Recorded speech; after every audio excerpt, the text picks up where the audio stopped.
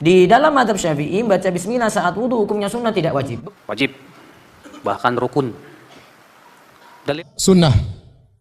Artinya kalau ditinggalkan wudunya sah, tidak menjadi masalah. Dan ini pendapat jumhur atau mayoritas. Kalau kita belajar, maka tidak ada pendapat dari ulama yang menyatakan membaca basmalah adalah rukun. Tidak ada. Jadi tidak ada rukun wudu baca basmalah, itu tidak ada. Pendapat yang saya condong kepadanya wallahu alam dalam hal ini Pak, wajib. Kesimpulan yang paling bagus, itu dipegang juga dalam mazhab Syafi'i, membaca bismillah itu sunnah. Dengan barokah. Karena la wudu'a tidak sempurna. Ya, wudunya tidak sempurna karena tidak diawali dengan membaca bismillahirrahmanirrahim. Dalam hadis yang lain yang diriwayatkan oleh Imam Daruqutni, Rasulullah SAW bersabda, "Man dzakarallaha fi awwali wudu'i." Sebagian ulama mengatakan wajib, bahkan rukun. Dalilnya apa? Hadis.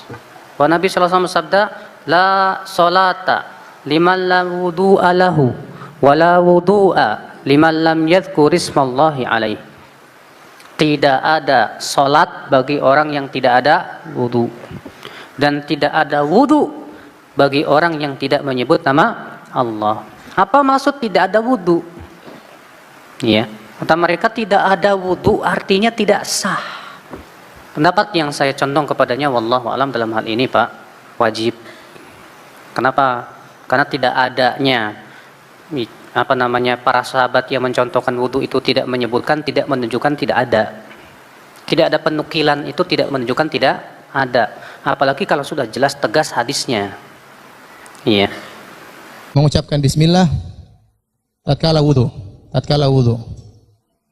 Apa hukumnya? Maka ada beberapa pendapat. Pendapat pertama, sunnah.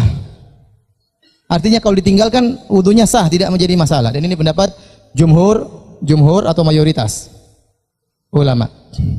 Di dalam mazhab Syafi'i, baca bismillah saat wudu hukumnya sunnah, tidak wajib. Beberapa alasan. Satu, Al-Maidah ayat 6 itu membicarakan tentang masalah wudu ketika mau sholat. Namun ketika itu mulai dari disebutkan jika kamu hendak melaksanakan sholat maka basuhlah wajah kalian. Dan di sini tidak dikatakan baca bismillah. Padahal lagi bicarakan rukun ini sebenarnya. Bismillah tidak disebut. Dalil kedua, praktek Utsman bin Affan, Abdullah bin Zaid ketika mencontohkan tata cara wudu Nabi SAW. Mereka praktekkan, dua hadis ini menunjukkan Utsman maupun Abdullah bin Zaid tidak mempraktekkan wudu Nabi SAW dengan baca bismillah. Maka kesimpulan yang paling bagus, itu dipegang juga dalam mazhab Syafi'i, membaca bismillah itu sunnah.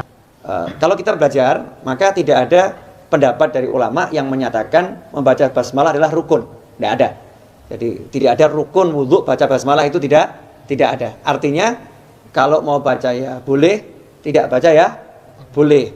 Tetapi sekarang nilai membaca basmalah ketika berwudu ini bagaimana? Nilainya sangat dianjurkan atau memang tidak ada anjuran. Kalau nggak ada anjuran artinya mubah. Tapi kalau ada anjuran berarti sunnah.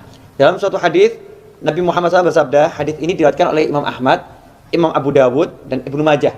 Ya, Imam Ahmad, Abu Dawud dan Ibnu Majah. La wudu'a liman lam yadhkur ismallah alaih. Kalau diterjemahkan secara apa adanya, la artinya tidak, wudu'a tidak ada wudu. Liman lam yadhkur ismallah alaih, bagi seseorang yang tidak menyebut nama Allah di wudunya tersebut. Berdasarkan hadis ini, maka orang kalau wudu tidak membaca basmalah di awalnya, wudunya itu kehilangan barokah. Ya, wudunya kehilangan barokah karena la wudu'a tidak sempurna.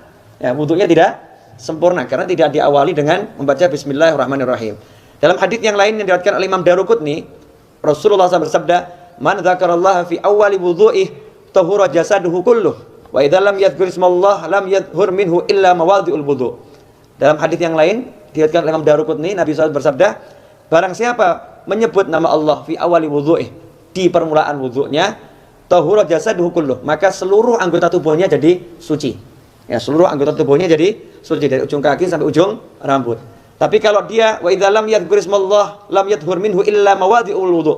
Kalau dia tidak mengawali wudunya dengan menyebut nama Allah, maka yang suci hanya tempat-tempat yang terkena air wudunya.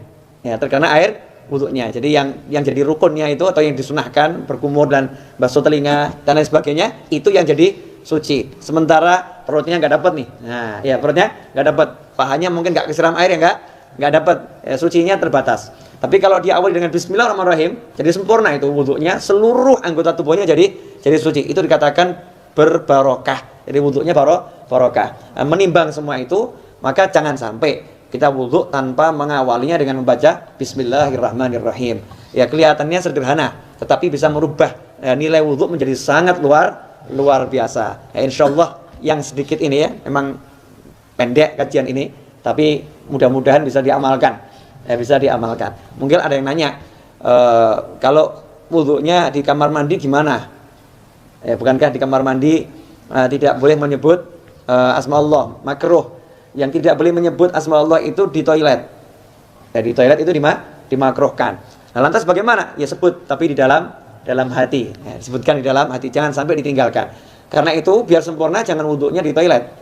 Ya, jangan wudhunya di kamar mandi, wudhu di luar, di tempat yang memang digunakan untuk berwudhu. Kecuali kalau nggak ada, semisal kita di mall, nggak ada tempat wudhu, atau ada tempat wudhu tapi ngantri banyak, sementara waktunya udah mepet, atau mungkin jamaah sudah dimulai, maka wudhu di toilet, kemudian di wastafel dan lain sebagainya, di situ diperbolehkan selama adab-adabnya tadi dijaga. Jangan sampai menyebut asma Allah di dalam kamar mandi atau di toilet, agar kita lebih beradab kepada Allah Subhanahu wa taala. Semoga bermanfaat. Wabillahi taufiq wal hidayah. Wassallallahu ala sayyidina wa maulana Muhammadin wa alihi wasallam. Wa'alafu minkum. Wassalamualaikum warahmatullahi wabarakatuh.